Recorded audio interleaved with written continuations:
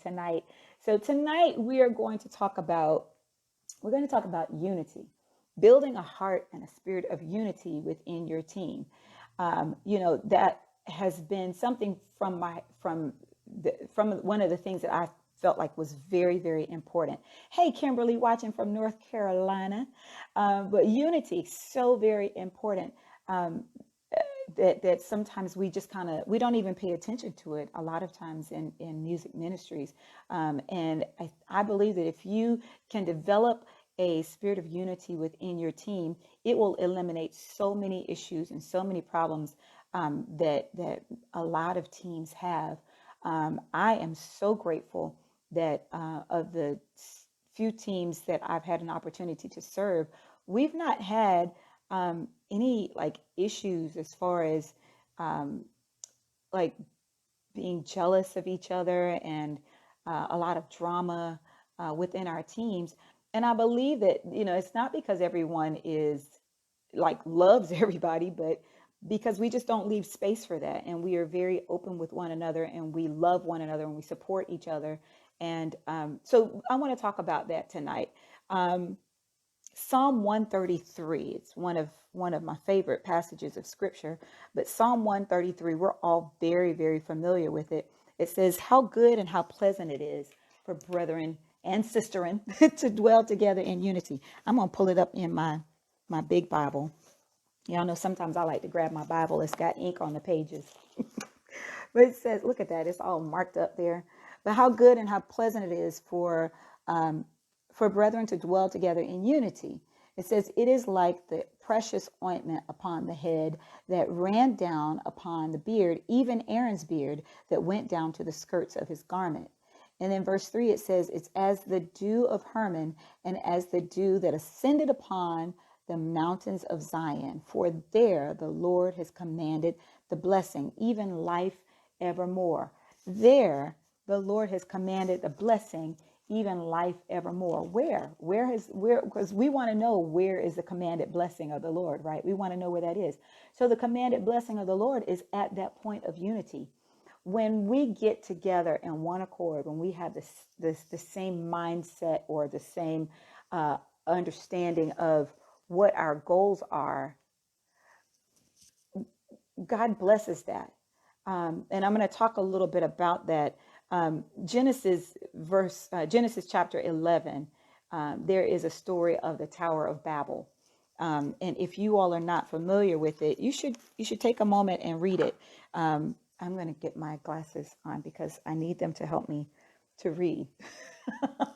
But Genesis chapter 11, it's the tower. It's the story of the Tower of Babel. It says, "And the whole earth was one language and one speech. And it came to pass that as they journeyed from the east, that they found a small plain in a small area, and they said to one another, let us make brick and burn them thoroughly. And they said, let us build us a city and a tower whose top may reach unto the heaven. And let us make a name, lest we be scattered abroad upon the face of the earth." And verse 5 says, sorry, when verse 5 says, "And the Lord came down to see the city and the tower which the children of men built." And verse 6 says, "And the Lord said, behold, the people are one, and they have all one language. And this they began to do." He's talking about them deciding to build this tower in this city. He said, "This they began to do. And now nothing will be restrained from them which they have imagined," because they were all one voice, one sound, one mindset. They had one language. They all decided together that they were going to do this one thing. And because they were all together, they were going to accomplish it. And so, this is one of the areas that when we develop a spirit of unity, a heart of unity, there is nothing that we can't accomplish. Primarily, not just because we have all the same language and all the same speech, but primarily because at that point of unity, that's where the Lord blesses. And so I want to share with you just a little bit of how do we develop that heart of unity.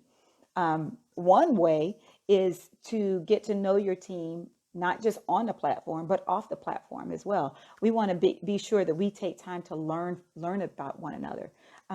We haven't done this yet, but we're planning. We do it every year, several times a year, where we have a choir or music department fellowship. And the fellowship is just that. It's time for us to just eat, break bread, and get together. And we do, things, little games and things where we get to know about one another. It's so amazing. You can sing, it can be a small team or a big team, and you can be serving, week after week and not have a clue of anything about that person's background that you're serving alongside. You don't even know that they have 3 kids, or you don't know that they have are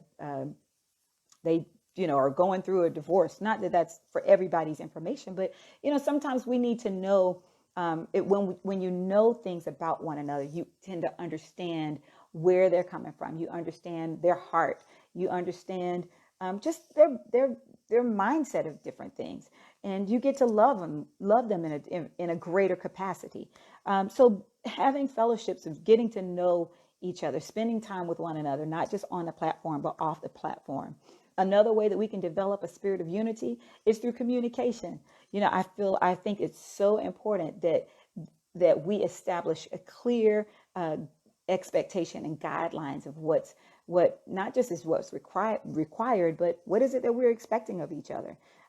Do I expect the team to come to all rehearsals before they minister on the platform? If you don't come to rehearsal, you can't sing. Do I expect you to dress a certain way? Do I expect you to live a certain lifestyle? I mean, sometimes some of those things can be just kind of can go unsaid, but when I've said that to you and I told you what is expected, then there is no there's no gray lines. You know what's expected of you, and we can all have the same vision. When you communicate vision and you make expectations clear, then we all know that we're going in the same direction. We can all work together, and the Lord can bless that. My husband and I, we can have the same idea of where we want to go, but how many of you know if we have totally different ideals of how we're going to get there, and he turns left and I'm like, well, you should have went right, or you should have went that way. You should have gone, as long as we know that we're getting we're going in the same direction. Sometimes I'm going to have to sit back and just let him drive, right? Because being in unity does not always mean uniformity. It doesn't mean that we're going to always do the exact same thing. As long as we going knowing where our direction is, as long as we know what our end point is, we've got to make sure that we're united and we're in agreement. Sometimes you may have to agree to disagree just to get to the point, right? Hey there, thanks so much for watching. Be sure to subscribe and click the bell so you'll be notified whenever I load new videos. And follow me on Instagram and Facebook at LaRue Live. For more vocal coaching or worship leader training, visit laruelive.com. Hey there, thanks so much for watching. Be sure to subscribe and click the bell so you'll be notified whenever I load new videos. And follow me on Instagram and Facebook at LaRue Live.